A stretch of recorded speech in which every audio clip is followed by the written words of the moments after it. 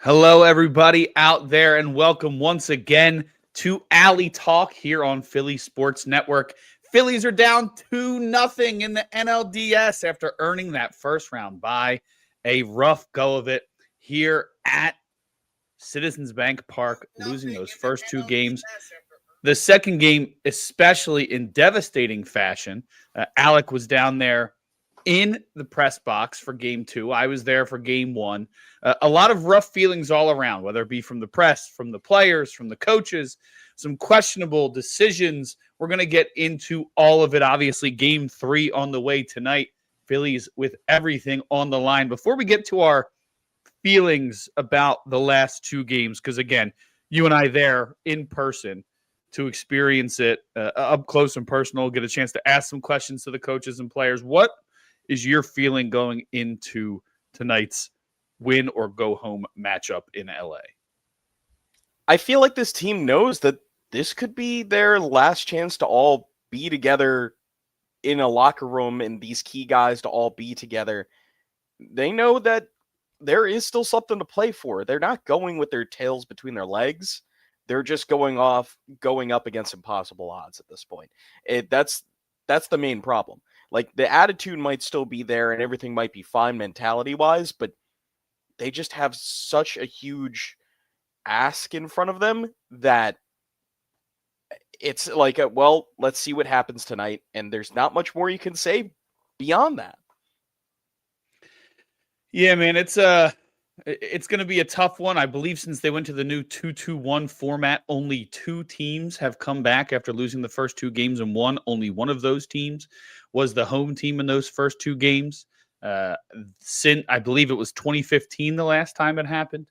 We're due. You know, it's only been about a decade. We're due, Alec. But one guy who does have experience with coming back from being down 2-0 is none other than Phillies manager Rob Thompson, and David Robertson being a part of that team as well. They do have the experience to get it done. Whether it happens or not is going to be a different story. Our guy Matt Watson, who will be covering us for the game tonight as far as recaps and any pregame info that you'll need over on Philly Sports Network. He did note that those two have done that. He wrote out a nice little piece today, so go check that over on Philly Sports Network. But ultimately, like you said, it's a damn near impossible task for these guys, especially against what many would confirm or agree is the best roster in all of baseball. It's almost annoying the way things have gone so far. I mean, in fact, it is annoying. Because just one break here or one break there, this is a completely different series in the way we're looking at this moment. In both games. Because there's no guarantee that the Dodgers get the big moment in game one. That doesn't always happen, that you hit the 3-run bomb. The Phillies sure haven't. They have yet to have a home run in this series. Which is wild. It's been a big reason why they've been behind. That home run has prevented them from adding on, or lack thereof. And you see it from specifically Bryce Harper and Kyle Schwarber, who have really done nothing so far. Kyle Schwarber is 0 for everything right now. It's a pain. Because again, these things break one way or another. Look at the Dodgers right now. They haven't scored in an inning that they haven't scored multiple runs. It's all been multiple runs at one shot. It has not been, oh, they would let a bleeder through here. Oh, it was a solo shot. No, because guess what? Those things don't kill you. And that's usually what you play for. Like, all right, if there's a solo home run, all right, whatever. We're still in it. No problem. But you allow a 4-run inning in game two. What do you think's going to happen? You allow a 2-spot and a 3-spot in game one. What do you think's going to happen? It's these chunks that the Phillies are getting bit out of them. And it almost feels avoidable. And that's the biggest part of all of this. You know, you look at game one, and there was a couple things. I think Kike Hernandez is playoff Kiki, and it doesn't make any sense. Anything he does is gold. Game 1, he gets on in a big spot. Or no, did he have the double? He had the double. He had the double in Game 1. But in Game 2, he hits the broken bat little bleeder that really should be an out. And it's a bang-bang play at the plate that goes in the Dodgers' favor. Yeah. You have... I don't want to put any of the blame on the starting pitching. I really don't. It shouldn't even be a talking point, but it has to be said that in Game 1, Chris Sanchez, 2 outs in the 6th inning, and then you allow 2 base runners. A 2-out walk, it kills, and it did. It let the Dodgers in, man. Always. It lets you back in innings. It's a whole nother ball game if Sanchez gets through 6. And look, he dominated through those first 5. He was incredible. And so did Luzardo in Game 2. He should have been given that opportunity to finish the inning in a normal case. But once you get one going, you got to kind of figure things out here. And Luzardo was nasty too. Luzardo sat down 17 straight Dodgers. 17 straight. And then allowed back-to-back hits to start the 7th. And at that point, you have no option if you were Rob Thompson. You have to take him out. Because you already look bad for leaving him in, but he was nasty. He was great. But it's on these guys to finish the job a little bit. You're doing great. And again, you can't blame them for anything. And in a perfect world, they just get the job done. But that's the point of all this. In a perfect world, the Phillies are getting the job done. They're bringing in the bullpen, and it works like it should. But it hasn't. Yeah, man, it's tough, especially the way that bullpen looked down the end. I mean, it was something that I was concerned about. You heard me mention it here a couple times. I even tried to get Rob Thompson to answer it. He kind of focused on 2 guys that had talked a lot, and I know that Matt Strahm has gotten beat. He actually was really good down the stretch, but overall, the bullpen in the last 41 games allowed runs in like 28 games. But again, they had a great record over that time. But to me, that was a concern. And it would be less of a concern if the offense was doing what they needed to do. Like, let's be honest. I know we're focused on the pitching. Yes. And we'll get to the offense in a minute. But like, is the problem. But when you're playing in the playoffs is a crapshoot because every team there is the best, most seasoned team, right? So their pitching staff is going to be dynamite and has to do the job of shutting you down. It's your pitcher's job when the offense is getting shut down to do their job, and they don't do it. So I know that we're talking like, whatever. To focus on the pitching part of it, yes, that you want the starter to do their job, but you always know that you have a short hook and you need the bullpen to be locked down, and they weren't that either. So I know that it's 1-2 and it's 2 guys on, even though he had 5 dominant, and it's, what do we do now? Do we go to the righty? Do we go to the lefty? It's been the 2-out hits. It's been the 2-out hits that have killed the Phillies. Yeah, you talked about the Kike double. That was a 2-out RBI. That was a 2-out There's hit. like the Teoscar home run, 2-out hit. Yeah. After the pop out from Kerkering, after they had given up 1 run, gives up a 2-out hit. I think it was Will Smith, right? I believe it was Will Smith. Either way, everything has been 2 outs. That's where they're getting their success, and that's when you have to finish things off.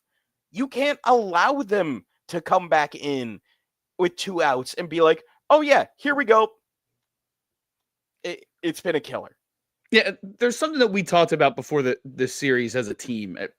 I think that if you looked really good, but just got beat because the other guy just did their job 1 time more than you did, okay. You're playing the Dodgers. You're playing the best roster in baseball. These are probably the 2 best teams on paper in baseball. Maybe you include the Yankees in there when everybody's healthy. But it's bad luck of the draw, right? That you drew the best roster in baseball, the most seasoned and most prepared team in baseball in your first round of the playoffs. But the situation is what it is. And you have to go out there and deliver. And again, if it was a tight game or the top of the order was still hitting, but somebody in the middle wasn't getting the job done, or they were setting it up, but the bullpen just got on good pitches, which happens. That's not what's happening. It's a mistake from from the pitching staff. It's a mistake from the coaches making changes at the wrong or at the wrong time or the incorrect change. It's I don't even know if it's there's a been bad pitch that Teoscar takes deep from Matt Strahm because you saw it in tape. I don't even think there's been a bad pitching change made by Rob Thompson yet. I really don't think there has been. And I know that sounds crazy. But listen, in game one, David Robertson gets that final out, and he has to be the one that gets the final out because Chris Sanchez can't get through it. Again, 2 outs. He has to do that. But guess who's coming up in the next inning? He has to face 8 and 9. So that's Andy Pages, I believe, and Will Smith, who would pinch hit for Ben Rorfet, and then the lefty Shohei Ohtani. And with the minimum pitching rules of 3 outs, he's wraps around to be like, all right, try to at least get one of these 2 righties, and then we'll go to the lefty. Okay, so here's the problem I have with it. And you can say that it's hindsight's 2020, whatever. If you put in Strahm to face Ohtani and he doesn't get Ohtani out, the minimum that he faces is still Ohtani and then 2 right-handers in Mookie and Teoscar.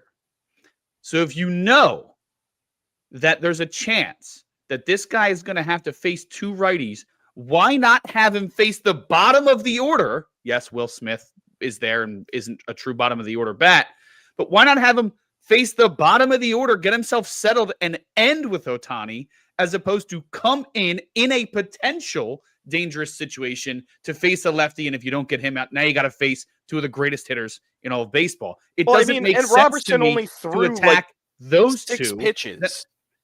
But you're allowed to take him out there. Here's my big thing, Alec. But that's not the point.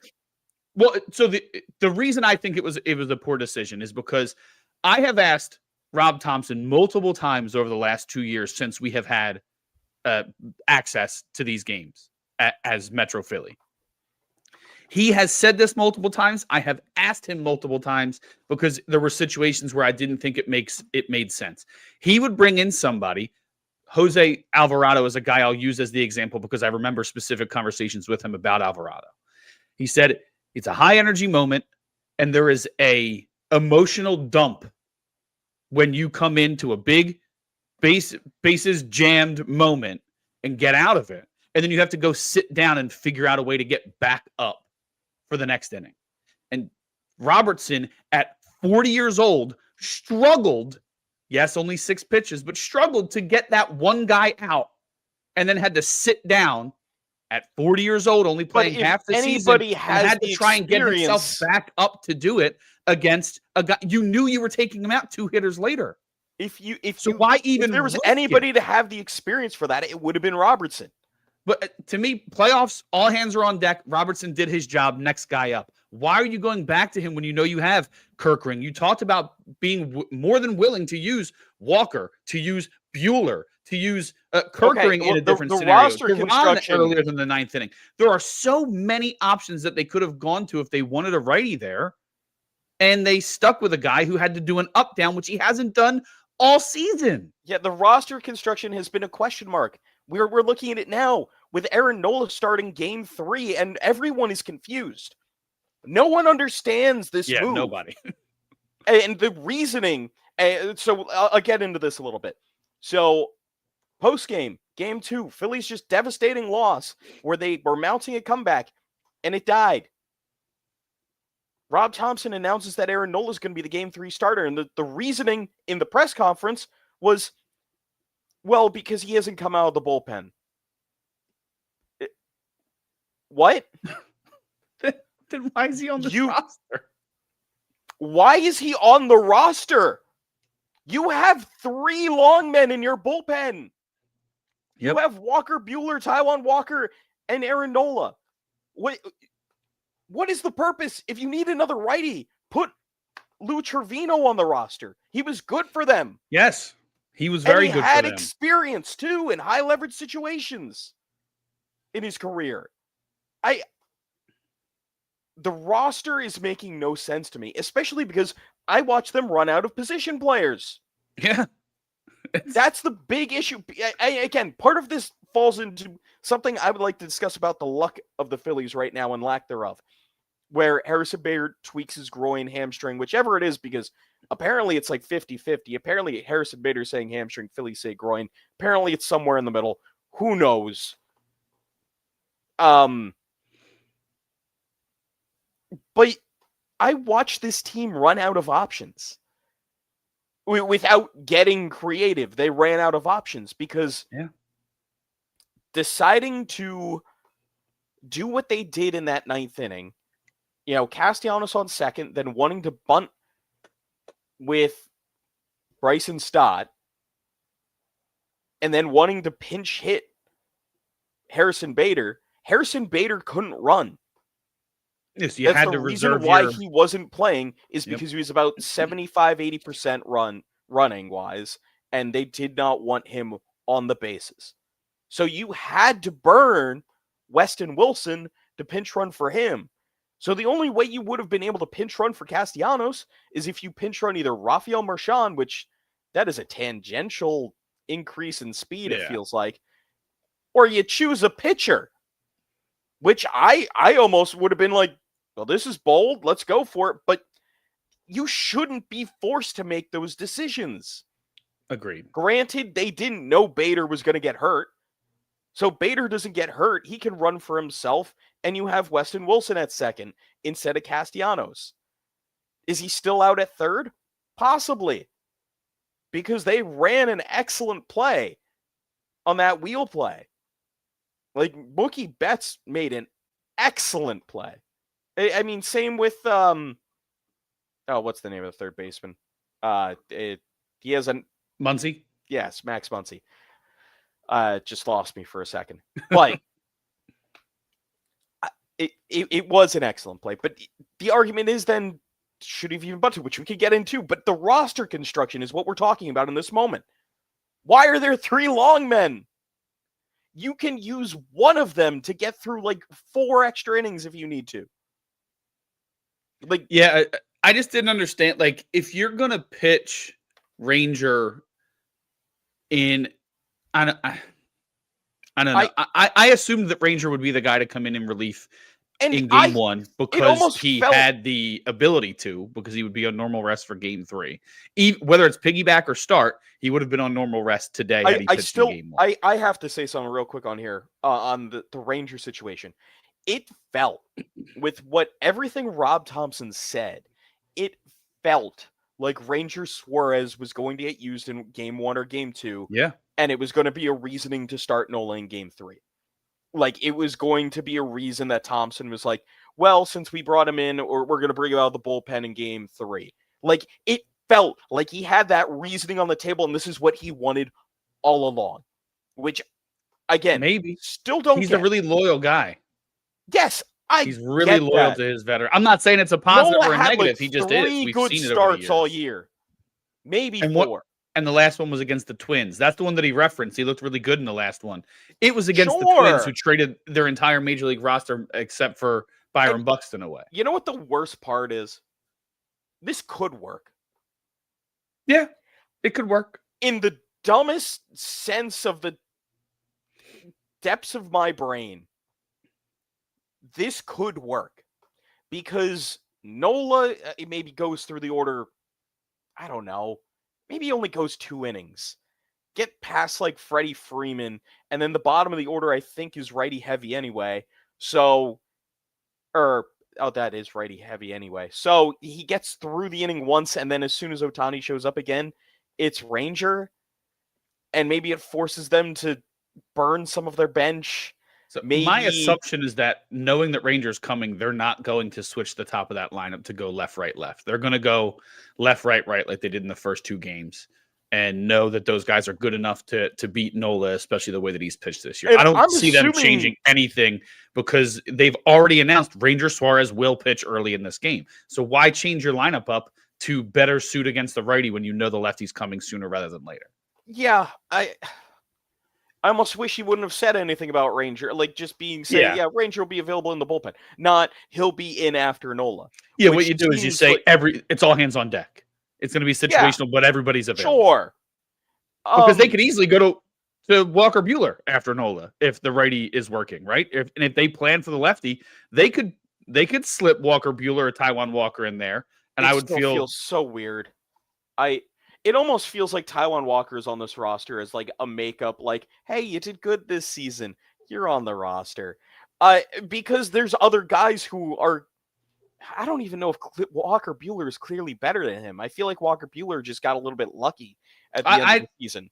I just look at his postseason numbers and I go, that's a guy who Well, wants that yeah, moment, and but that's if the you're guy not I going to want. use him, what's the point of him? I agree. I think he should have been. I think he or Ranger should have been used in one of these other games, like and they he haven't should been. be like your third righty on the depth chart. He should be starting tonight over Aaron Nola. He could be. But I think, if anything, he should be your third righty on the depth chart behind Duran and Robertson. Even then, you could probably argue that maybe you want him ahead of Robertson. Yeah. Kerkering in a clean inning, I'd put up there. Inheriting runners is a different story for him. Kerkering was doing well. Clean inning. Kerkering was doing well. I agree. He was just put in a bad spot. He was put in a bad spot. And he almost got out of it, which is the thing. The strikeout, huge strikeout. Then that little bleeder broken bat thing that caused chaos. And obviously it shook Kerkering a little bit because he was standing around for a minute. The one practice pitch I saw him throw, he like threw way beyond the catcher. It rattled him. That's why he was on a 4-pitch walk to the next guy, because he after a broken bat single play at the plate, standing there watching a review, he was no longer ready again. Yeah. And so I don't blame Kerkering, because again, next at bat gets the pop out. But then you have to face Will Smith at that 9-hole. That's what's been so annoying, is that Will Smith is there in that 9-hole. Ben Rortvedt may get one at bat. I don't even know if he'll get one at bat, depending on how the Phillies play Game 3 tonight. Wow, sun is coming into my room right now. That was a drastic change. But yeah, I know what you're saying. It is a little odd that not odd. They're turning to him halfway through the game, so all of a sudden that lineup becomes a much different beast with Will Smith who had a career year this year at the bottom of the lineup. Basically, it's because they want to build him back up again, just like you would in a minor league appearance. That's what I was talking to a couple reporters about on like how they're handling him. So it does make sense in a way, but there's no reason that, say, if you keep Nolan, I guess they keep Rortvedt, the lefty, in. But if you bring in Ranger, why not pinch hit Will Smith right away in the third inning? Yeah. Saying all things going well, that it's the third inning and not the second. Yeah. Or God forbid the first. But yeah, I mean, it's I gotta say, I'm not feeling super confident, but I don't think they lose tonight. This team they're too good to get swept. Maybe the Dodgers are good enough to be the exception to that rule, but they're too good of a team to get swept in this series, man. I think it goes Game 4 no matter what. The problem is, if they win tonight, you let hope in. You let hope in big time. Because guess what? It's Chris Sanchez versus Tyler Glasnow in Game 4. They're holding Ohtani for Game 5. But at Game 5, you're then forcing another cross-country trip back to Philadelphia. After in Game 1, you got Ohtani for 3 runs. So they win tonight. I think that's way bigger than anything else that could happen for the Phillies. And obviously, yes, they have to win and continue the series.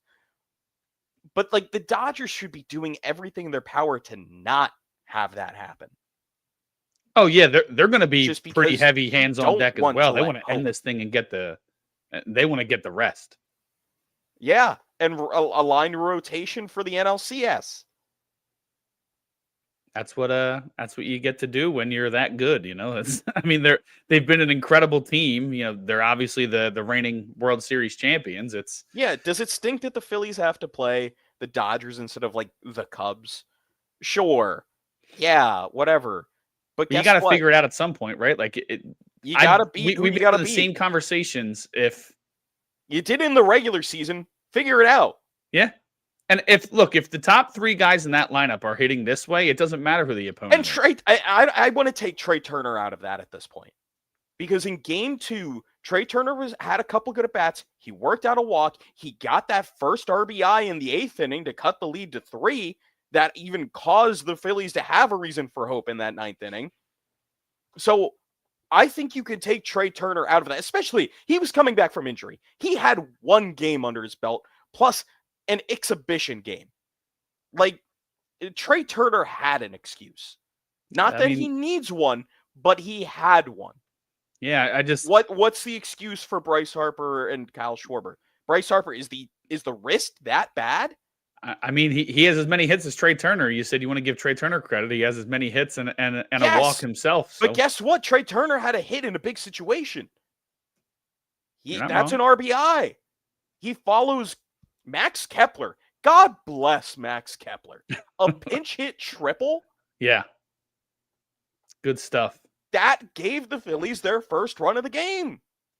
And guess what? Trey Turner came through in a big situation, which no one in the top 3 had done to that point. Maybe game 4 is the game it turns around. Maybe Kyle Schwarber hits 3 home runs, and we're just like, holy crap, are they going to do this? I don't know what to think anymore, and I just keep getting whitewashed by the sun. The power of the sun. I feel like I'm drinking Sunny D over here. But like it is weird because the lineup has gone cold at times over these last couple of years, but it's not like every year it's the same culprits, right?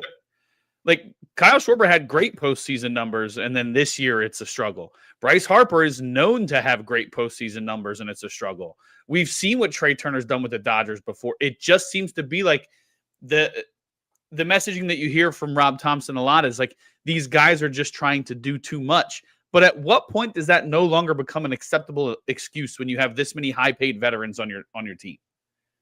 You guys have to figure out how to try to do too much. How can that be the excuse in June and the excuse in October? When you're making $300 million, I cannot accept that the excuse is I'm trying to do too much. You know how to play a different game. Do it. We see this from Bryce Harper trying to be the hero.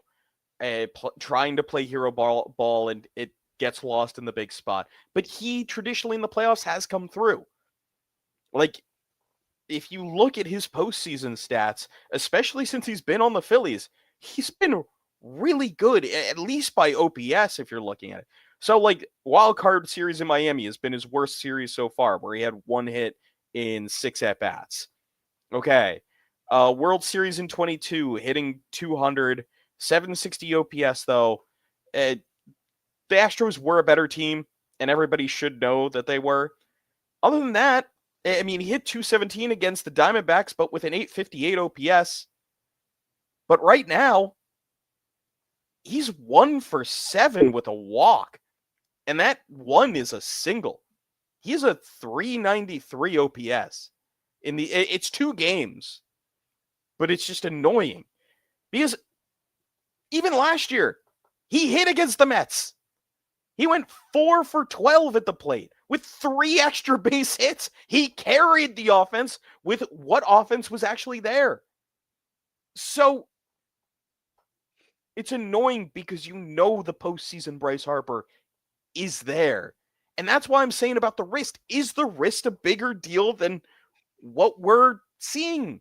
Because at one point he was on the IL and they said, well, you know, he's feeling a little bit better, but at this point, they don't think he's going to get really any better than. And like, it seemed like it plateaued. It seems like it's still been an issue. Why this was like an average season for Bryce Harper instead of the Bryce Harper Phillies fans have come to know. Yeah, and he had some good weeks after he came back, so I think it's why people kind of stopped asking about it. But he did mention himself, like you said, the plateau. It's like the wrist. It's not getting any better. So we might as well just go out on the field and we'll have to manage it. But they didn't really manage it. So is it coming back and he's just the type where, hey, no excuses. We got to go out there and play. Could there have been an opportunity for more rest during the regular season? That's a question that's more of an off-season retrospective than it is the right now, Yeah, because it and doesn't who matter right knows? now. He's in the game, right? Well, watch him have surgery in the postseason.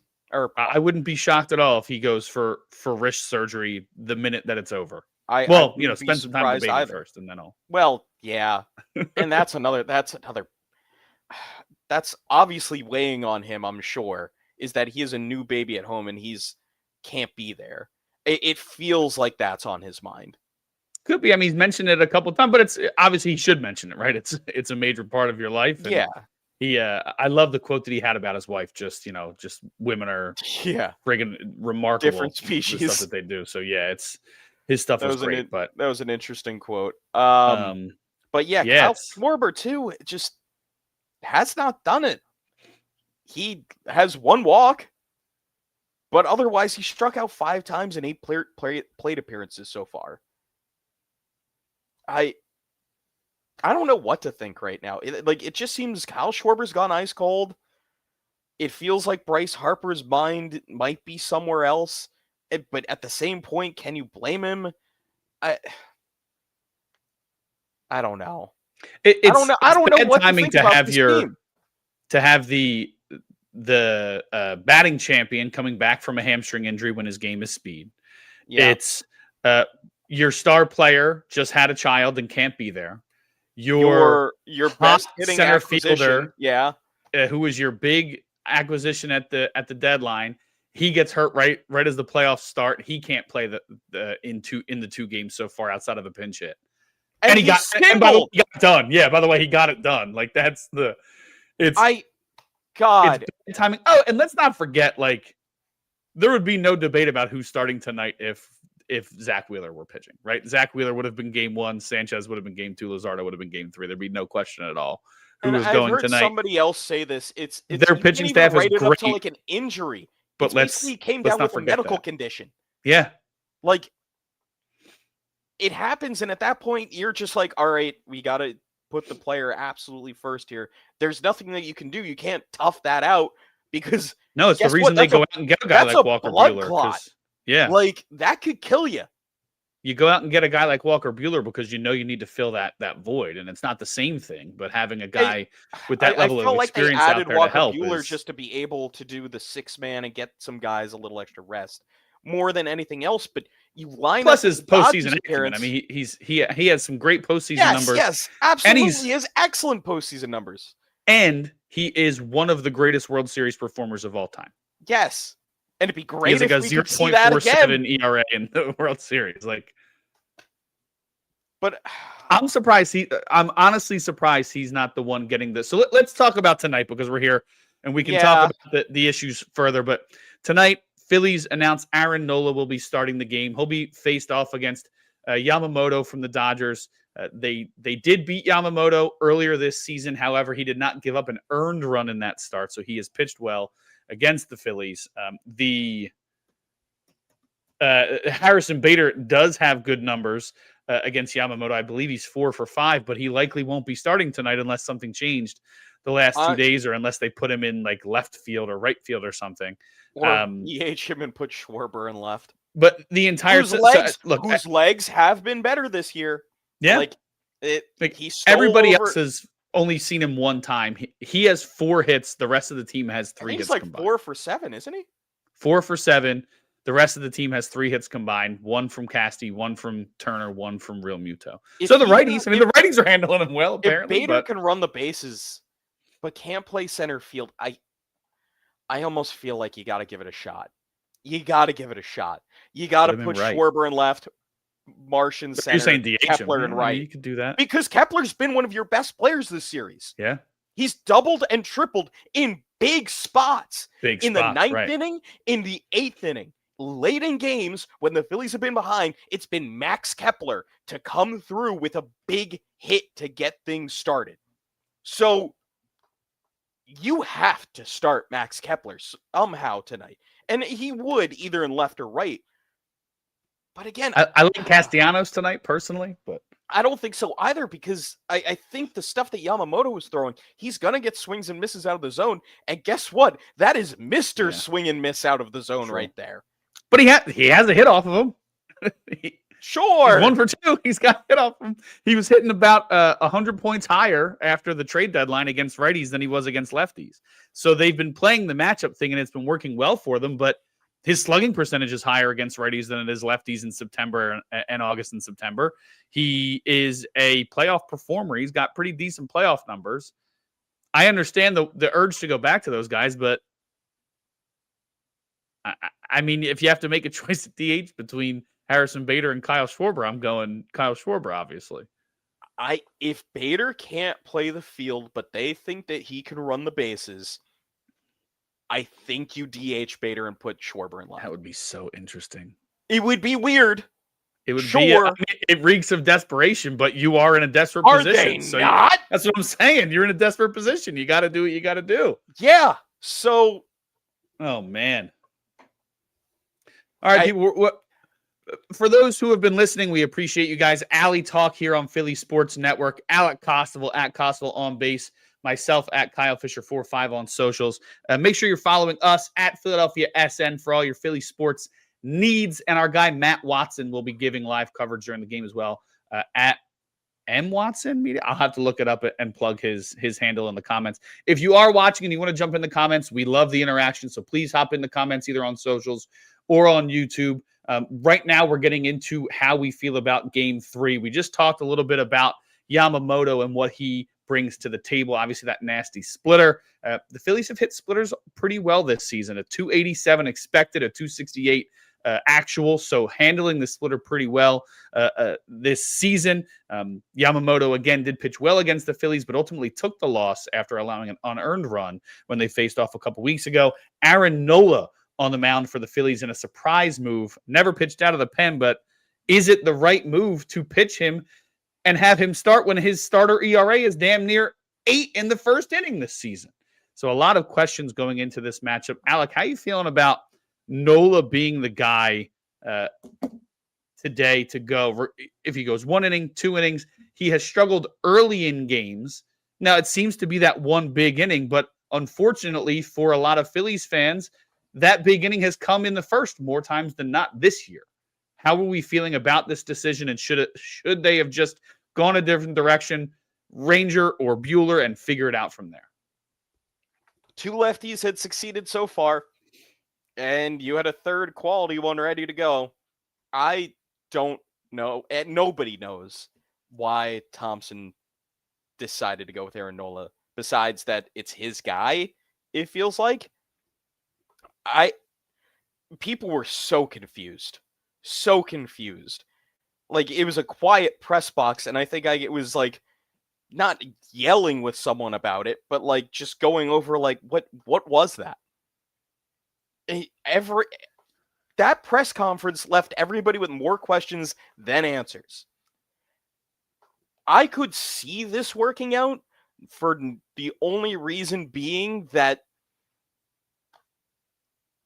the baseball gods want to watch us squirm. I don't know. Aaron Nola has done well in the playoffs before, especially in the earlier rounds. So there is some pedigree there. It's just he didn't have it this season at all. He had about he has a 4.02 ERA in the postseason, which is okay. He's failed to finish 5 innings, 3 of his 10 starts. That's why I said the early rounds. 4 of his 10. The early rounds. I'm pretty sure in the DS he's been much better than that 4 ERA. He allowed 6 earned runs against the Padres in a game in the DS in 22. That's the CS. Don't you dare try to change it. You're right. That is the CS. He allowed 2 earned runs in the DS against Atlanta, but 5 2/3. Yeah. I mean, his DS and his wild card ERA is pretty good, but he has. I'm not 4 starts where he allowed 4+ earned runs. I don't understand the decision, especially at Dodger Stadium, where the Dodgers love hitting home runs. And you know what Aaron Nola's one of his biggest issues have been is allowing the home run.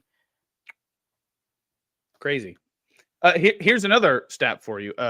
Of active starting pitchers, Do you know who has the lowest postseason ERA in the major leagues? Yeah, Ranger Suarez. Yeah, that would be one Ranger Suarez, a guy who will be pitching out of the bullpen today Even when instead of he dominating as he's struggled done. against the Mets last year, he worked out of some crazy situations. He gave up like 10 hits, but it only allowed what, like one earned run? Like Yeah, it was crazy the Houdini axe he was pulling. You have called him a bulldog on the mound in the past. A guy that you want multiple to times have because he is. the ball in his hands, and he will be coming into a situation instead of dictating the situation. And I don't know if that's the right move. And I'm not big on this, but it has been said enough where I feel comfortable at least broaching the topic. If Nola gets blown out in the first or second inning, and they go on to lose this game and get swept, is there not a big offseason conversation about Rob Thompson's future as manager of this ball club? There has to be. I am not big on. Excuse me. I'm a big Rob Thompson defender. I think he's done great. I think that anybody who says anybody could win with this roster is crazy. Gabe Kapler couldn't do it. Joe Girardi couldn't do it. He brought a different sense to this club. Maybe there are some things that you could change, and maybe you want to change those things around. But I think he's a great leader of men, and he's the most winning manager in franchise history. And yet, in the business of immediacy, in the business of championships, if you're not going to get us past a certain point and you keep falling one step shorter, it's time to at least have a discussion about that change. And some of these decisions will be under the magnifying glass where maybe they wouldn't have been a year or two ago. And again, I went down to the press conference after game 2 to hear Rob Thompson, explain some decisions, go through everything. And it was honestly the worst press conference that I have heard Rob Thompson ever have. And this is in about 25 games that I have been in person covering the Phillies. Actually more, closer to 30. Either way, the question with Aaron Nola and him saying that Ranger would be in after him, revealing that right away. We were saying it earlier that if it's all hands on deck, that's one thing, but to announce that seems like an odd move. And then to explain the Stott bunt by saying, I felt comfortable playing for the tie because I looked at the bullpens and I think we had a favorable matchup with the bullpens. Well, in theory, their bullpen was in better condition because you have 3 starters back there. Sure, but guess what? This is the playoffs. This is the playoffs. You play to win the game. I agree. Dumb thing that's played over and over again. Meanwhile, you have a runner in second base. You just scored 2 runs. Nobody out. Just let him swing, see what happens. Especially, look, so Stott might be one of the guys most capable at getting down an effective bunt. So I understand the instinct to want to do that there. I do understand that even if I say you play for the win there, I understand the instinct to want to lay it down with a guy who is the guy. Sure. But he's also one of your best bat control guys, too, and can place the ball where they ain't. But once you see that wheel is in motion, all he's got to do is put it on the ground back up the middle, hard enough to get past the pitcher, and it's a run. Yeah, or over the charging third baseman's head so you just make Mookie come in. I just didn't understand.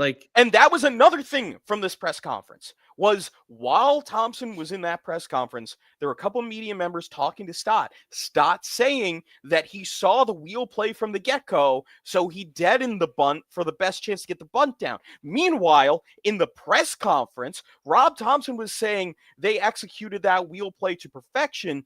Stott and all of our guys know that if they see the wheel blade, to pull back and try to put it in play. So obviously there was a disconnection somewhere. So it's either disconnect because they put it back on and didn't care that he saw press it. Conference that were just, there were questions. Yeah. And none of them answered well. And that's something that came out afterwards because obviously they're not live talking to players at the time. Reporters came out with that. They were live with Thompson. So you hear that explanation. You're like, oh, I guess Stott made that decision on his own, thinking they wouldn't do it again. And then you hear Stott say, well, no, I deadened the ball, which to me tells me that he got the sign again after the first one failed, right? If I'm the player and you give me the bunt sign, and we've been taught all year to take it off if it's a wheel play, but you give me the bunt sign again, I'm damn sure bunting. Yeah, and I want to give credit to Anthony Sanfilippo from on Patterson. He was the one that I was talking to, and he was the one that talked to Stott while everyone else was in the Rob Thompson press conference. So I do want to give him credit there. But on Patterson, by the way. Patterson. What did I say? On Patterson. That's okay. Oh. Just for if anybody does want to look him up, and Sanfilippo on Patterson. On Patterson. Yes. Yes. But still, yeah, that was the third of 3 questionable things in that press conference, and it just felt like, oh no. Oh no. Yeah, look, there's been a lot of questions over the years about certain things that Thompson says, and a lot of it is it's clear that he's defending his player. And you always take that with a grain of salt, right? Like, hey, guys should defend their players, it's fine. But you see some of the issues with Castellanos. And I know Castellanos is a different breed, but some of the issues that have come out with Castellanos and some of the issues that came out with Max Kepler earlier this year, and everything turned around. Those guys seemed fine, and drama didn't continue. No. He did.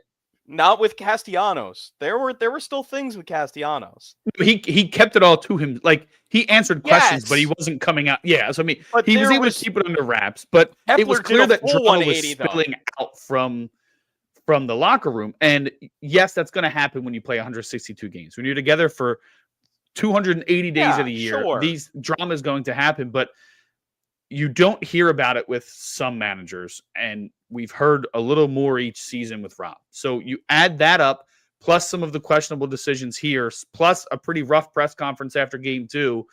If they look like, for lack of a better word, dog crap for tonight and get beat again, I don't see how you don't have a really long conversation about who's going to lead this club next year. If there's no life tonight, it's going to be a big problem. For sure. And it's like you said, Alec Bohm spoke to it. This is going to be a team that, like, they're going to play tonight. Like, this is the last time this group is going to be. And I know that that's true every year, but like, they have some huge decisions to make. Ranger Suarez, Kyle Schwarber, JT Realmuto, they're all free agents. Alec Bohm has 1 year of arbitration left. He could be non-tendered or used in a trade because they have a young prospect who could play shortstop or third base. They have outfield prospects, so they could look to trade any one of those guys. Harrison Bader is a guy who could become a free agent in the offseason. They do have a core still. They do have Zach Wheeler if he returns healthy. They have Aaron Nola, Jesus Luzardo, Joan Duran at the back end. They have a couple of bullpen pieces that will still be there. And obviously you have your Trey Turner and Bryce Harper as the core components of that team. But a lot of things could change this offseason. And when people talk about the window, it's the window of this iteration of the Phillies, right? We could be looking out a different window. Those same 4 or 5 guys competing for the next window with a bunch of new names. But the Nick Castellanos, Kyle Schwarber, JT Realmuto portion of this could all be said and done after this year. So without Realmuto is the oddest of the bunch because it's like you really don't want to sign a late 30s aged catcher. But at the same time, do you trust Rafael Marchand to be your main guy? Because you're not really going to sign anyone else. I think I'm somebody who has a little bit more optimism about Marchand than other guys. I think he did a lot better in the second half of the season than in the first half, and he really didn't play that much to begin with. I feel like if you give him a full season, there's a chance. Yeah, sure. I mean, maybe, but like I don't know. I have no faith that the combination of he and Garrett Stubbs would be anything more than your 9-hitter. I don't know. Do you try to go out because they're both good defenders. There's something that I want to see them do this postseason, getting into a little bit way further down the line. But I would like to really would like to see them target either of 2 number 1 overall picks in former MLB drafts. On the low end, I'd like to see if the knock on the Pittsburgh Pirates door and be like, hey, what are you doing with Henry Davis? The other side, the way more expensive side, Be like, hey, Orioles, you got Sam Basallo. What's Adley Rutschman cost? Yeah. I mean, not bad ideas, but right now you're looking at going into next season with Garrett Stubbs and Rafael Marchand. I know. There's no simple answer, but that's getting ahead of ourselves here. But the changes, there will be changes coming. There will be. But how drastic they are, I do think this game 3 is going to have some impact. Agreed. And look, Kyle Schwarber career season, but where did it all go? And you can't put it all on his shoulders because he's 0 for like what, 21? Something like that. Like, look, if he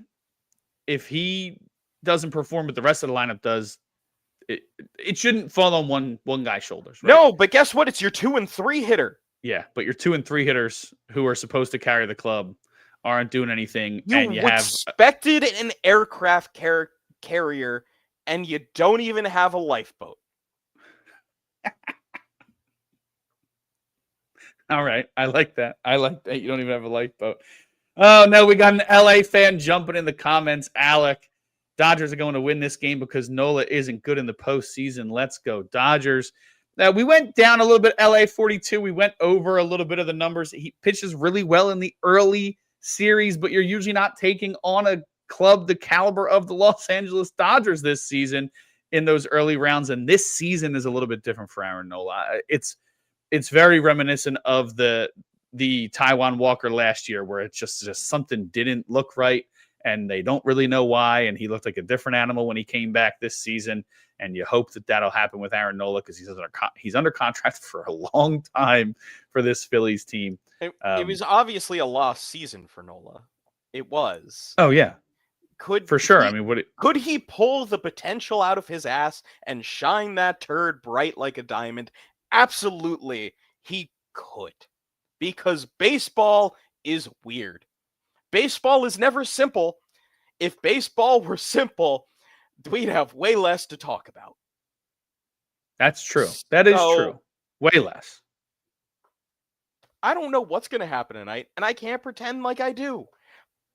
Part of me thinks it's just going to be dead from the get-go, but I don't think it is. I really don't think they're going to be dead. What do you think about this? They announced Aaron Nola as the starter. And then right before he walks out, never mind, and they throw a lefty instead. And then Nola comes out to start a clean second inning because his ERA in the first inning this year is like 7.9, and it's 2.21 in the second. Just put him out there in the second inning. I mean, Strami opens. He's started before. What if this was all just a weird ploy and Ranger Suarez starts this game? The Stone Cold Steve Austin glass breaks, and then Ranger Suarez walks out cold as ice. I don't know. I don't think they're going to be dead. I don't know if the offense isn't going to be dead. I still think this is going to be a competitive game. But if they lose, it's going to hurt. Alec, my question is, if they lose tonight, can anything happen to make you feel better on the way out the door? Or is a loss no matter what happens? Like if they go to extras and it's a competitive game and they lose 8-7 in extras on some BS. No, that'd be worse. Man, honestly, if only. The only thing that would make me feel if better only it was a 7-game series. No, the only thing that would make me feel better, and it's going to make me feel worse before I feel better, is a major injury that's like, well, okay. Yeah, what are you going to do? Yeah. What are you going to do? That's about it. I think I'm not cheering for a major injury. Obviously, I would like to see a Phillies win, but that is legitimately the only thing that would make the pill go down slightly easier. If they stick with Aaron Nola to Ranger Suarez, and both of them pitch brilliantly, and then they lose late, I feel better about it. I don't feel great, but I feel better about it than I do right now because I'm questioning this decision heavily. So I just, man, it's not a bullpen game. I saw well, what it's my scenario that I threw out there. Let's go Strami in the first just to get Otani out, No. and then go Nola out there. But LA 42, thanks for hopping in it does seem like they're going to go Aaron Nola to start. Who's a starter? Ranger Suarez, hopefully for his sake, will come in to start a clean inning as opposed to having to clean anything up. It feels like And Aaron then he Nola can go, 2 innings. I'm thinking 2, maybe 3 if he burns And then through 5 them. to 6 from But Ranger. yeah, I think once Shohei's due to come back up, I think Yeah. Ranger's ready to go. No, Aaron Nola will not face Shohei Ohtani more than once. Yeah. If he does, I mean, he shouldn't. There's malpractice going on. Unless he makes him look absolutely foolish, which is and he could with the curveball, possible, right? But at the same time, I mean, Ohtani's 1 for 7 off him in his career. 1 for 7 with a double. When do you want to bring Ranger in? When do we want it? No, I said third inning. I said third inning. I think you bring him in the third and you let him go. Third inning is the optimist inning because that goes to be like, oh, you put 6 up, 6 down. So in the 4th inning, that's when you'll see Ohtani again. No, that's... yeah, I'd let Ranger get in there in the third, let him run as far as he can, and I'd have Walker Buehler getting ready early. He seems like a guy to me, and one of the reasons I wanted him to start today is not only is he just a great postseason pitcher, one of the best to ever do it. He also seems like the guy who, the Dodgers didn't re-sign me, and now I get a chance to shove it against them in the postseason. Like, he seems like a guy who, bringing him in for an inning in game 1 or game 2, he would have been absolutely hair on fire. He would have felt like that. And he'll likely not see the mound at all. He's a guy who he pitches with fire. He pitches with heart. You saw what he did last year for the Dodgers. I could only imagine him doing that or something similar against the Dodgers this year. I know that he had a very Aaron Nola-esque season, right? He did not have a good season by his standards at all. He hasn't had a good regular season in 2, maybe 3 years. No, he hasn't. But you turn the calendar to October, you hand him the pill, and you're in good shape. And they haven't given him or Ranger Suarez, again, the best active starting pitcher ERA in the postseason. Neither one of them has seen the ball yet. You got weapons, and we went to the same 2 guys 2 games in a row. They are your guys. You got weapons, how do you feel about you chose Indiana Jones's whip. How did you feel about the fans booing Duran's entrance in game 2? It felt like a bad place to do the whole kid and caboodle. They're not booing. Let's be very clear. They're not booing Duran. Joan Duran. They're booing the fact that you want us to get excited. You want to do about this whole cool, fancy entrance in the dog and pony show when we're losing 3-0. Yeah. Or what was it, 4-1 at the time? 4-1, but at the same point, it's the same situation as game 1. And you saw the backlash from game 1. Uh-huh. And they even talked about, like, oh, are we going to do the whole thing? I think this was one of the Philly show podcasts where they were going to ask, like, oh, well, if the Phillies are trailing, are we going to do the whole thing with all the graphics and all that? Clearly, they decided to do it regardless of anything. Fans were not happy about it. No. Listen, what do you want the fans to do? No, what do you want them to do? Support the fans' decision to boo. First off, I support the fans' decision to boo at any time because I grew up a Phillies fan myself. There are times that I think it is in bad taste. But in that situation, you're like, okay, you want us to get excited for the pitching, even though the pitching hasn't been the problem, and we just want the slightest ounce of offense. I was there watching the crowd the entire game, and anytime someone started walking deep count, anytime someone showed the hintest little morsel of possible offense, the place wanted to erupt, and they didn't get that chance. They did in the 9th inning, but then it was ripped away from them, all hope, and Dodgers win. And even on the last play, it looked like Freddie Freeman could have dropped that ball.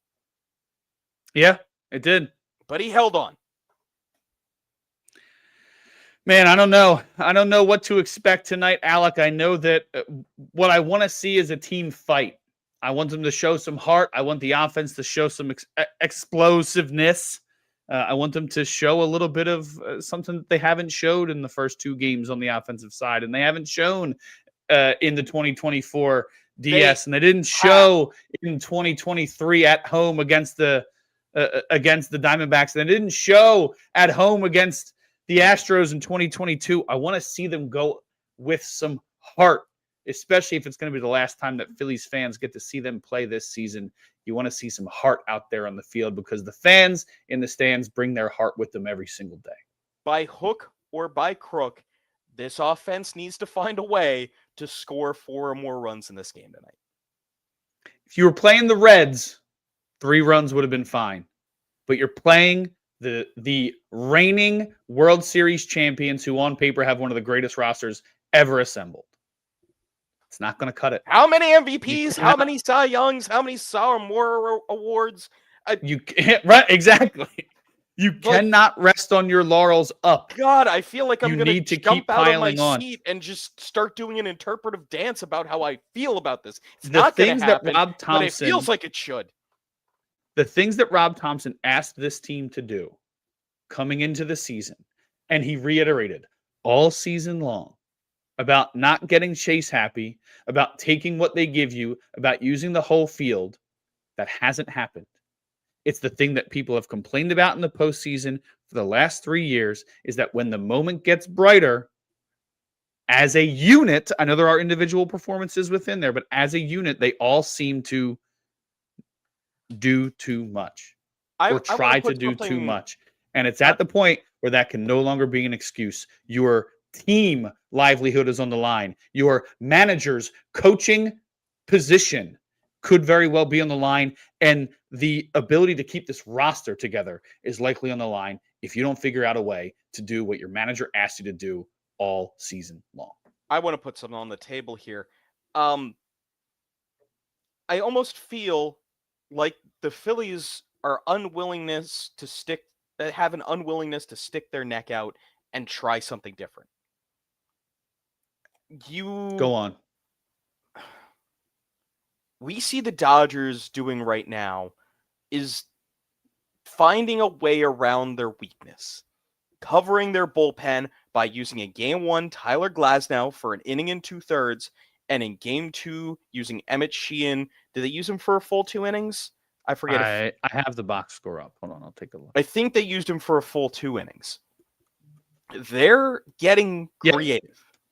Then you have the whole Will Smith situation where they're starting Ben Rortvedt behind the plate, and then when they think the moment's right, deploying Will Smith and having him catch the rest of the game.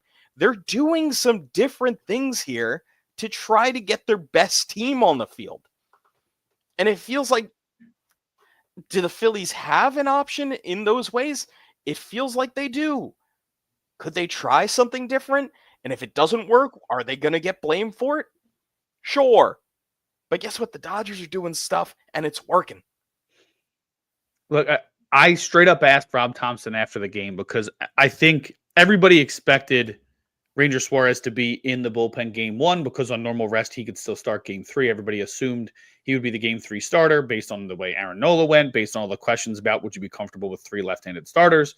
All the questions had kind of pointed towards those 3 being the starters. And with the extra built-in rest, Ranger Suarez was supposed to be available. They talked about they feel comfortable using Walker Buehler in leverage. And you saw what the Dodgers did going with Glasnow and eventually Sasaki in Game 1. Now, I know Sasaki, he's pitched out of the bullpen for like a week or 2 now. But you have those 2 guys, 2 starters to start the year coming out of the bullpen and giving you major innings. In Game 2, they do the same thing. I asked Rob Thompson after Game 1, you saw what they did. You talked about how you have these weapons. Was there any contemplation to going to Ranger Suarez there? And Rob is normally a guy who gives you something. He talks for 30 seconds, and it might all be coach speak, but he turned around and flatly said no. And then the press conference was over. That was it. So you talked about how Ranger was available and how he could be used in any role. and how he would have normal rest going to game 3. And then when asked about it, you said, no, there was no consideration to putting in our best pitcher in the postseason in relief, despite him being readily available. And then he didn't do it again in game 2. So something that Dave Roberts, pre-game press multi-time World Series winner, has been willing to do on more than one occasion, something that Dave Dombrowski spoke about doing all season long, and said the reason they felt good about their bullpen was because they knew they would use starters in the bullpen. To this point, they haven't done it. Well, and also, pre-game of game 2, the way Rob Thompson phrased it was, I believe, Ranger Suarez will be available for high leverage situations. Like, it sounded like if there was a moment, it was going to be Ranger coming in. I don't think there was hide nor hair of him. Nope. I didn't see him warm up once. He didn't toss. I watched his Kirkering warmed up the first time, but Luzardo was running good, so he put his jacket back on, sat back down, and then it wasn't until the start of that 7th inning that they had, I believe, both Strom and Kirkering warming up again, that they were just getting ready. But then Luzardo, back-to-back hits, you have the pitchers ready. If Luzardo can't get an out there, you get killed as a manager because you had relievers warming. Yep. Again, Kirkering almost got out of it. It just sucks that horseshoes only count for almost only counts for horseshoes and hand grenade.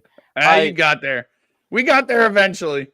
See, this is what the series is doing to us media members right now. This is what we're tongue-tied. We can't even. Oh, and did you see Phillies post game? The clip that John Boy posted, where they were basically going at each other's throats because the Phillies had no options in that 9th inning. Oh yeah, Actually, John Boy posted the clip, and it's crazy because I've never really seen them post like it's mostly in-game home team post game whatever. I would find the clip and watch it, but it was hilarious. It's just like, there's nobody there. Like somebody was saying, well, you can just pitch run. No, you can't. The only thing you could have done is pitch run a pitcher, and then I don't know. Do you put Marchand in the outfield or do you put the pitcher in the outfield? Which do you want? Okay, so I was looking for this the entire hour, and I finally found it because I forgot what article it was in. Since 2021, in a best-of-5 division series, 13 teams have used 12 or more pitchers in the best-of-5. It's a lot. It makes sense that they carried 12, but they only used 7 pitchers through the first 2 games. So you have 5 guys you haven't used, and you found yourself in a position. Tim Miza, when did we think we were going to use you? Taijuan Walker, when did we think the Phillies were going to use you? Aaron Nola, nobody expected you to be the game 3 starter, but here we are. Walker Buehler, we thought we'd see you. We haven't seen you yet. And then who's 5? Ranger. Oh, right. So, of course, you could not have if Bader got injured before the series started. Yes, then you probably go 11 and carry an extra bench guy, right? You cannot predict that he gets hurt in game 1, but it's not even like you've used 10 of the 12 guys. You've barely used Tanner Banks. Pitchers. And multiple of those pitchers who haven't pitched are multi-inning starters. Uh-huh. By job title, by nature, by experience. So you ran yourself into a situation where you didn't have enough bench players, but you're not taking advantage of those other spots on the roster. I think there's 2 prior things that happened late in the season that kind of say, all right, what were you going to do? Or what are you going to do now that these 2 things have happened? First off, Otto Kemp collides with Justin Crawford, knocking out with some of his teeth and giving him a concussion late into the AAA season. Second off, Johan Rojas has a quad issue. and can't be You put did have that issue on the too. roster. So there's your 2 speed guys, 2 speed outfielders that you could have been justifiably like, all right, we can carry either one of these guys, probably better than carrying another pitcher. Made it easy, right? But guess what? It was no longer easy. But then you look and you're like, well, we can bring Otto Kemp and we can bring Weston Wilson, and Bader's going to be our starting center fielder, so there's no issue there. And if need be, we do have Marsh to back him up in center, so we got coverage. Guess what? Game 1, what happens? Bader goes down with an injury. It goes further to my point that the Phillies have faced more bad luck than anyone late in the season in the entire playoff field. I mean, the only option you had, and I think they talked about it on the post-game clip you're talking about, is you probably would have brought Garrett Stubbs, and he could have been there as a pinch runner. Yeah, but that's a third catcher. Are you really using a third catcher? But you're not using 5 pitchers either. I get that, but I could see that over the. You have so many off days. You want to? I can't imagine a scenario where you're going to use all that pitching. No, when you have this many off days, the guys are going to be well rested. Again, hindsight is 20/20 on all of this. But I do think the biggest thing, and Johan Rojas was in consideration to be added to this roster. If he was healthy, he would have been here. He may have been. You're right. And then you have defense and speed, the 2 things that you needed because Bader got injured. Yeah, well, Kepler ended up playing some center field there for a second. Did he? He moved to center at the end. I don't even think I wrote that in my book. But it's look, like you said, hindsight's 20/20. There's going to be a lot of discussions in the offseason about how this series went, about what does the regular season matter if everybody's going to lock up here. You may be talking about scouting differently. You may be talking about roster construction differently. You may be talking about the manager. One thing we don't know what we're going to be able to talk about and what's going to happen is, of course, the results of Game 3 tonight, Alec. We're just a few hours away from Game 3. Phillies taking on the Dodgers. They look to avoid getting swept. I don't know the last time they got swept in the playoffs. They're going to look to avoid that. 07? I think so. Has to be. I think so. Yeah, they didn't get swept by the Giants in 10. They didn't get swept by the Cardinals. Get swept by the Yankees. Yeah. Last time they got swept was 07, which is crazy. There's one thing I want to say. Go ahead. No matter what happens tonight, I think there's going to be some shuffling of the coaching staff. The one guy they cannot give up. I think Caleb Cotham has done such a good job since he has come to Philadelphia. They cannot afford to lose him. He's the one coach where I'm like, don't you dare. Don't you dare. This is the guy, along with, the rest of the development team, gave Jesus Luzardo the sweeper. And his opponents have hit 178 against the sweeper. I don't know. Did you catch that last part? No. What'd you say? Oh, I said this season, opponents have hit 178 against the sweeper. Oh, damn.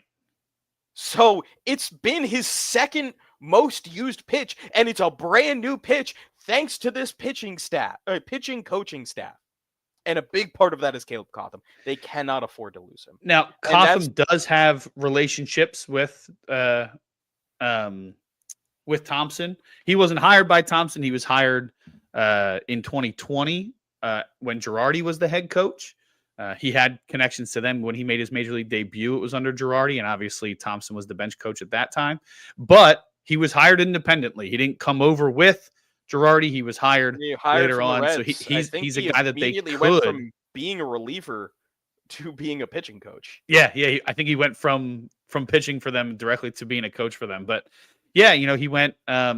He's a guy that they got to do what they can to retain because he has done so much as far as developing pitchers. I mean, Jeff Hoffman spoke highly about him. Chris Sanchez speaks highly about him. And you see what those two guys turned into from what they were before coming to the Phillies.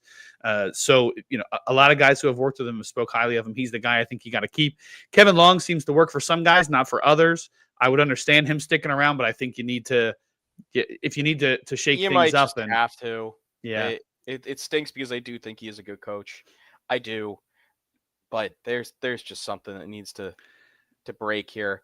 Before we go, last question from LA42, and appreciate you hopping in the comments, Yeah, man. we always appreciate getting Second perspective from the Dodgers other fan, side. second stream in a row to Yeah. have a Dodgers fan stick with us for this long. Do the Phillies re-sign Kyle Schwarber if the Phillies get swept? I don't think them getting swept or not getting swept has any impact on their willingness to bring back Kyle Schwarber. I think they want to bring him back regardless of what happens. It's more going to matter what else is out there, right? If they have a real chance of bringing in Kyle Tucker, they might do that, and it gives them flexibility at DH. So this is probably there's two factors into this. One, I think that the Phillies are the only real team that will give Schwarber the money he basically deserves. I don't think there's another team out there that's going to give him more than like 3 years, $100 million, and that's on the high end. I just couldn't. I don't know, man. But the second point being, this is the last season, off season, to kind of do what you want in free agency and trades, and only really having to worry about paying money. Because guess what? There's a lockout coming. The 2027 season is, there's no bets on if the 2027 season is going to happen, or just to start normal time. But there's going to be a huge battle on, a salary cap. So if the Phillies want to spend money now, it might be the last time to do so as a competitive advantage. And people talked about the window. I think the window really is, I know you have Trey and you have Bryce for a long time, but you have, as long as he comes back healthy, his health is first and foremost, but you have 2 more years of Zach Wheeler, who is the best pitcher in baseball when healthy. Maybe there's an argument for Skeens or Skubal over him, but he's top 3 in the league right now. You have him for 2 more years, and you have Joan Duran for 2 more years. To me, you have elite starter to lead your rotation, elite closer. These next 2 years are going to be huge. This is the true window. And Luzardo is only guaranteed to be back next season. Yeah, and then right. They didn't sign him to an extension. He's arbitration next year. Who else? He's arbitration next year.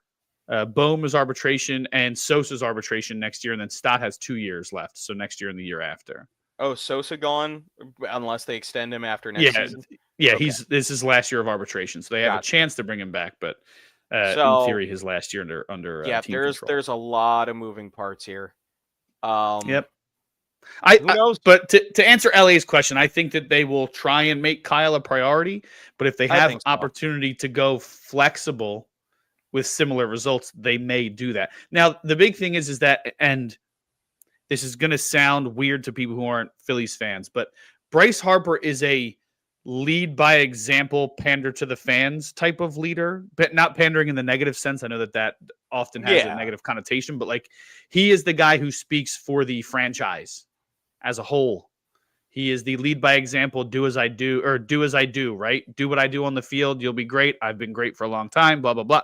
But he's not the vocal leader, right? Like Chase Utley back in the day was the lead by example guy. Jimmy Rollins was the lead vocally guy, right? Bryce Harper is the lead by example, lead by the work. Kyle Schwarber is the vocal leader of that team. He is the leader of the clubhouse, whereas Harper's the leader of the franchise, if that makes sense. So to lose that, you need to either have somebody on the team who's comfortable stepping into that, or you need to sign somebody who would be comfortable stepping into that. And I don't know if a Kyle Tucker or a Pete Alonso would do that as easily as Kyle Schwarber has. I also don't know if like Trey Turner would be comfortable stepping into that role if Kyle were to leave. So it shouldn't be a heavy weight on that decision, but it should weigh into that decision on some level. Yeah, it definitely will. And I think he will be back. If they can figure out ways to get creative by, getting, I don't know how trading salary works as far as like actual cash versus tax hit. And if you can spread that tax hit out, like, I don't know if they found someone to take on Taiwan Walker and or Nick Castellanos money, right? Because it's only 1 year, and especially right before the CBA, hey, we can take a year of I almost feel partial like money. Taiwan I'm Walker is more curious if they tradable would. now than Nick Castellanos is. I would say so, just because there's a higher need for pitching, and he's a Yeah, and veteran. he He pitched showed that well. he was able to actually pitch valuable innings for the Phillies. Yeah, agreed. Wasn't he like a 3-win player almost? I don't have it in front of me, but I know that I'll pull it up real quick. Huge improvement. But either way, I think that there's a lot of decisions to be made. Ultimately, I think they will try and bring Kyle Schwarber back.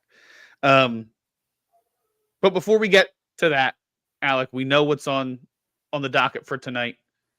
Alley Talk on Friday will be one of two drastically different moods. It'll be a requiem on the season, or it'll be how excited are we to get one more shot at this thing. But for now, they have a tough matchup tonight. Yamamoto on the mound for the Dodgers.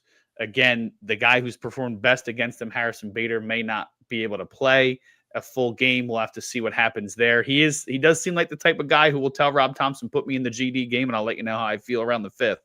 Or maybe they go oppositeville with the Will Smith approach. We'll start with a lesser defense and we'll bring him in later and let him get his feet underneath him a little bit. So we'll have to see what happens. Aaron Nola on the mound for the Phillies, getting the start. We'll see how short the hook is.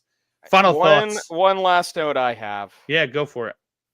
Nick Lentz is the home plate umpire for Game 3 of the NLDS. He has umpired exactly 2 games in the playoffs before this.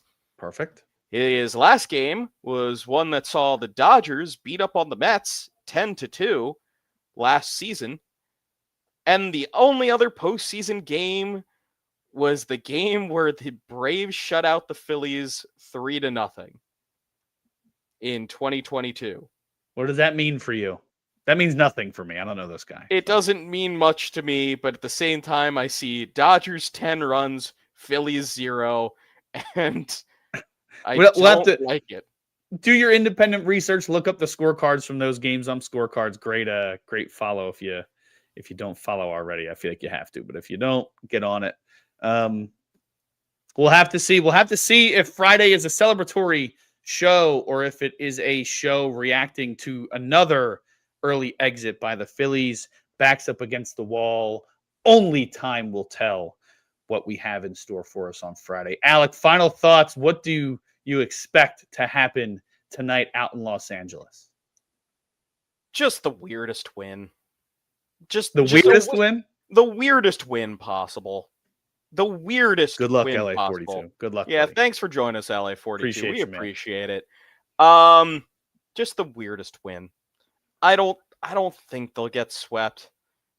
It almost would be a mercy if Aaron Nola gets beat up and they just get taken out to the backyard and told to look at the flowers. But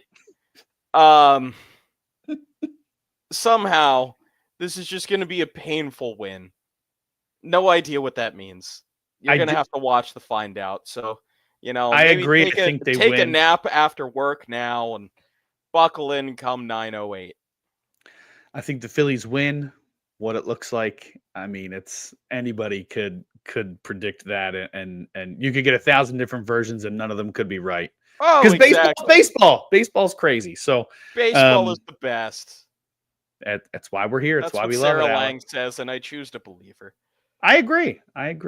And or every time I read a Jason Stark, the weird things that happened column, he always just writes some crazy scenario that's never happened before, and then just goes baseball in italics and exclamation points. So that's the way I choose to look at baseball. Baseball, it happens. Yeah. It's crazy. Either way, we appreciate all the love and support today. We appreciate it all season long. Make sure you stay locked in at Philadelphia SN. Not only do we have great Phillies coverage going on tonight, and if the series continues, you'll see more coverage from us. Follow at Kostival on base, at Kyle Fisher 45 to hear more from us. I'm sure that we'll be tweeting during the game as well.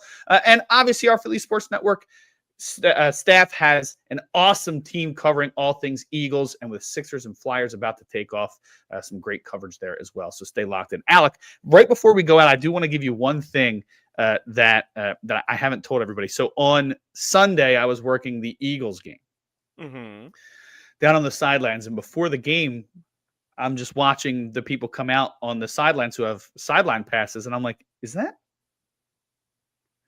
Dave Roberts, manager of the Los Angeles Dodgers, just enjoying an Eagles game on his day off? And sure as hell enough, it was Dave Roberts, and he stood right next to me.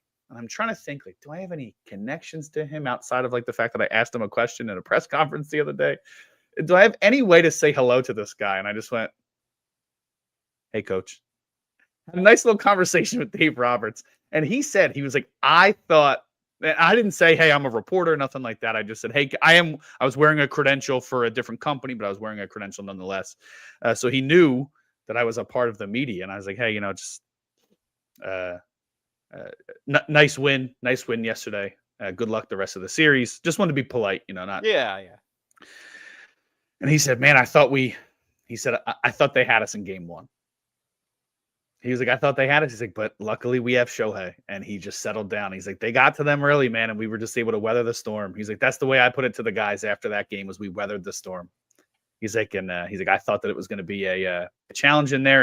And for all the things that have been said about the fans, I think he credited the fans to me. He said that place is always electric. It's always a tough place to play.